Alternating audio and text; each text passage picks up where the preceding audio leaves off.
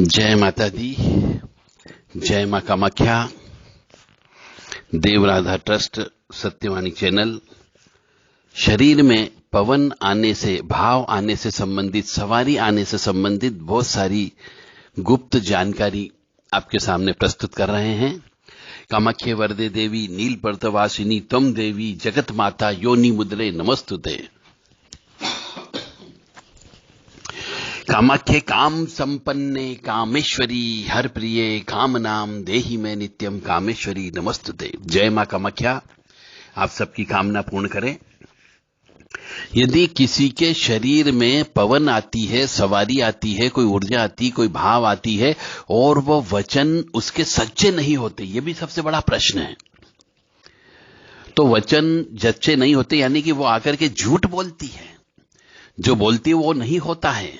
इसका मतलब यह है कि वह पवन नहीं आ रही है, कोई सवारी भी नहीं आ रही, वो प्रेत की सवारी आ रही है, पितृ की सवारी आ रही है और उसको तुरंत जो है आपको मुक्ति दिलाना है। पकड़ करके शरीर से बाहर कर दीजिए, शरीर का बंधन कर दीजिए और उसका भी बंधन करवा दीजिए।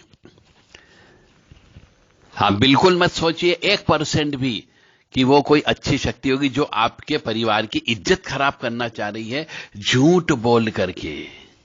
अब कई बार तो मनुष्य की गलती की वजह से भी वो झूठ बोलते हैं और कई बार ऐसा भी होता कि वो पहले आती थी, अच्छे काम करती थी और वचन जो बोलती थी सब सही निकलते थे, परंतु अब न तो खुल करके आती है और न वचन सच्चे होते हैं। तो इसका मतलब यह है कि जो ओरिजिनल शक्ति थी पहले वाली आपकी, वो आपके इस चोले को छोड़ करके चली गई, क्योंकि आपने झूठ बोलना प्रारंभ कर दिया, आपने शराब पीना चालू कर दी, आपने मांस खाना चालू कर दिया, आपने अंडे खाना चालू कर दिए और तो और आपने जो नियम कानून होते हैं इस पवन के शरीर में आने के, सवारी आने के, उन नियम कानून का आपने पालन करना बंद कर दिया। इस वजह से वो वचन जो देती है वो झूठे वचन होती, क्योंकि कोई प्रेत आ चुका है आपके पास। पुरानी अच्छी वाली जो सवारी थी, जो सही वचन करती थी, वो जा चुकी है। इसलिए अपने आप के ऊपर नियंत्रण रखना सीखना चाहिए। जिनके शरीर में पवन आती हो, सवारी आती हो।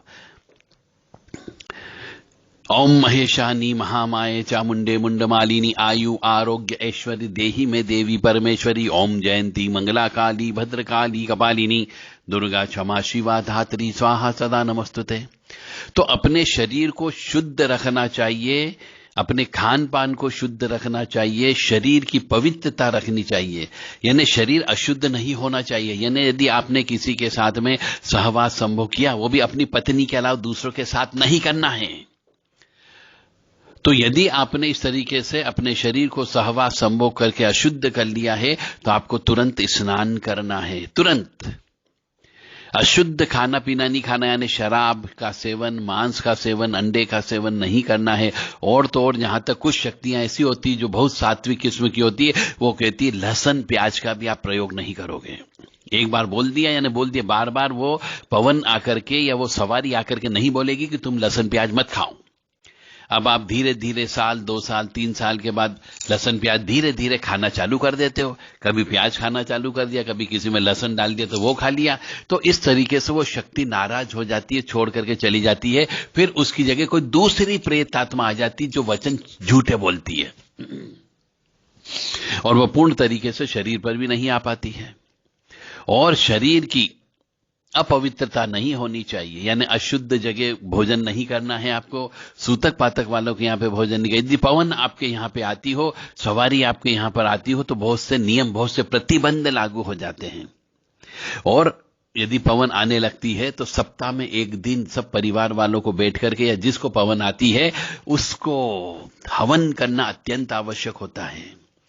यदि वो देवी स्वरूपा वाली पवन कोई आती हो तो उसके लिए श्री दुर्गा सप्तशती का, पूरी सप्तशती का हवन करना अत्यंत आवश्यक होता है, अन्यथा धीरे धीरे वह चोला छोड़ देती है। और ऐसे भी जो पवन आती है, सवारी आती है, वो है तो प्रेत आत्मा। मैं बार बार कह रहा हूं कि वह प्रेत आत्मा है, परंतु सिद्ध प्रेत आत्मा हो सकती है या फिर कमजोर वाली प्रेत आत्मा भी हो सकती है, पर अच्छी वाली आत्मा भी हो सकती है, बुरी भी हो सकती है। अब आपके ऊपर निर्भर करता है कि आप उसको किस तरीके से समझ सकते हो और वह क्या बोलती है, झूठ बोलती है कि सही बोलती है। कई बार प्रेत भी आपके बहुत अच्छे अच्छे काम कर देते हैं जो अन्य दूसरी पावरफुल शक्तियां नहीं कर सकती। वो आपके साथ भी चलते हैं, आपके काम भी बनाते हैं, पैसे भी दिलवाते हैं, सब कुछ करवाते हैं, तो आप उनको ही भगवान मान करके पूजने लग जाते हो। तो आपको ये ज्ञात होना चाहिए कि आपके शरीर के अंदर जो पवन आ रही है वह कोई साधारण प्रेत नहीं है। तो मनुष्य के शरीर को, अपने शरीर को तपाना पड़ता है, यानी मंत्र जप करके हवन भी करना पड़ता है। दुर्गा सप्तशती का पाठ करके हवन भी करवाना पड़ता है।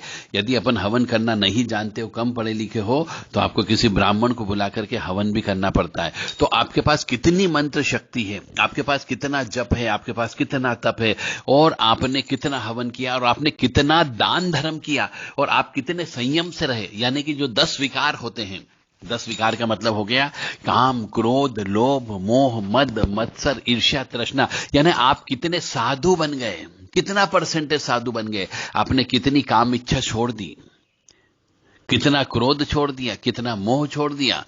यदि आप ऐसा कर सकते, यानी 10 विकार जो शरीर के अंदर होते हैं, काम, क्रोध, लोभ, मोह, मद, मत्सर, ईर्ष्या, तृष्णा, राग, द्वेष, ये 10 विकार होते हैं। इनमें से कितना परसेंटेज आपने कितना त्याग दिया। बस आप जितने ज्यादा साधु, संत, त्यागी, तपस्वी बन जाओगे, उतनी ही जो पवन आने वाली है शक्ति, जो सवारी आपके ऊपर आती है, वो उतनी ही शक्तिशाली बनती जाती है। यानी ये शरीर अब हमारा शरीर नहीं होता है, यह उस पवन का शरीर होता है, उस सवारी का शरीर होता है। उसको जितना ज्यादा आप शक्तिशाली बना सकते हो बनाओ। और इसके लिए एक ही चीज होती है, दान धर्म करना होता है, किसी को भोजन खिलाना होता है, पानी की प्याऊ लगाना होती है, और हवन पूजन करना होता है। केवल मंत्र जप करने से काम नहीं चलेगा। मंत्र जप करने से आपकी एक रास्ता बनता है, रोड बनता है, परंतु आपको गाड़ी भी तो चाहिए, और गाड़ी के अंदर पेट्रोल भी चाहिए, तब तो गाड़ी गंतव्य स्थान तक पहुंचेगी। इसीलिए हवन करना अत्यंत आवश्यक होता है। फिर जिसकी सवारी आपके पास आती हो, उसके जो मंदिर होता है, यदि काली की सवारी आती है तो काली माँ के किसी मंदिर में जाइए, वहां पे साफ सफाई करिए। यदि दुर्गा माँ की सवारी आती है तो दुर्गा माँ के मंदिर जाकर के साफ सफाई करना है, जाले निकालना है, पुताई करवाना है।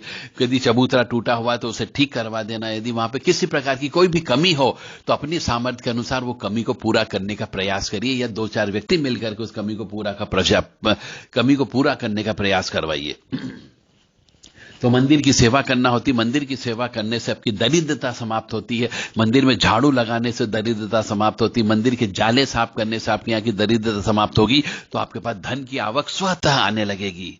मंदिर में जाने पर आपको साफ सफाई करना है, झाड़ू पोछा करना है, धुलाई करना है, दीपक लगाना, वहीं बैठ के प्रार्थना भी करना है।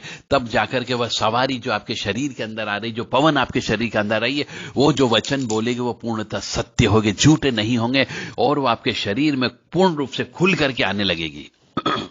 देखो, उल्टी सीधी बात मैं नहीं करता, न लाग लपेट के मैं बात करता हूं, बिल्कुल कट टू कट बात कर रहा हूं कि जब तक आप नियम कानून का पालन नहीं करोगे, ना इस शरीर को ही आपको मंदिर बनाना होगा। तब जाकर के मंदिर के अंदर जो दूसरी पवन आती है, चाहे वो शुद्ध हो अशुद्ध हो, वो भी पवित्र हो जाती है। और यदि आपका शरीर और आत्मा पवित्र है तो कोई अशुद्ध शक्ति आपके शरीर के अंदर प्रवेश नहीं कर सकती। और इसके लिए आपको अपने कुल देवी देवता और अपने पितृ देवता की पूजा करना भी अत्यंत आवश्यक होता है, क्योंकि जब तक पितृ देवता नहीं चाहते, किसी की ताकत नहीं जो कोई दूसरी शक्ति आपके शरीर के अंदर प्रवेश कर जाए। और कुल देवी देवता की यदि आप पूजा करते रहते हो, साल में 2 बार जो नवरात्रि आती है, उन नवरात्रि में अष्टमी या नवमी के दिन अपने कुल देवी देवता के नाम से पूजन अवश्य करना चाहिए। यदि अपने पितृ देवता ने 16 श्राद्ध में अपने पितरों को याद करते हो, तो कोई दूसरी खराब शक्ति आपके शरीर में नहीं आ सकती, अच्छी शक्ति ही आपके शरीर में आ सकती है। हो सकता है आपके ही कुल का कोई पितृ देवी स्वरूप में बन गया हो, देवता रूप में बन गया हो, तो वो अवश्य आकर के आपके कुल का उद्धार करता है, आपका भी उद्धार करता है। तो ऐसे मनुष्य को झूठ बिल्कुल भी नहीं बोलना चाहिए, क्योंकि इन अदृश्य शक्तियों को झूठ बोलने से बड़ी नफरत होती है। और क्योंकि आप झूठ बोलोगे, आपकी जीवा से झूठ बोलोगे, तो जो शक्ति आपके आएगी शरीर के अंदर, सवारी जो आएगी, वह भी झूठ बोलेगी, क्योंकि आपने झूठ बोला है। क्योंकि आपने, मैंने क्या कहा, ये शरीर आपका एक मंदिर है। इस मंदिर को जितना ज्यादा शुद्ध, स्वच्छ, पवित्र रखोगे, अच्छे शुद्ध कपड़े पहनोगे, इत्र लगाओगे, उतना ज्यादा उस शक्तियों का प्रभाव आपके शरीर के ऊपर रहेगा। इसलिए इन बातों का विशेष तौर से आप ध्यान रखें। बाकी अगले वीडियो में हम आपको और अधिक जानकारी देने का प्रयास कर रहे हैं ताकि पवन आए या सवारी आए तो उसके वचन झूठे नहीं हो और वो पूर्ण तरीके से खुल करके आए। इसके लिए और भी बहुत सारे नियम हैं। जय माता दी।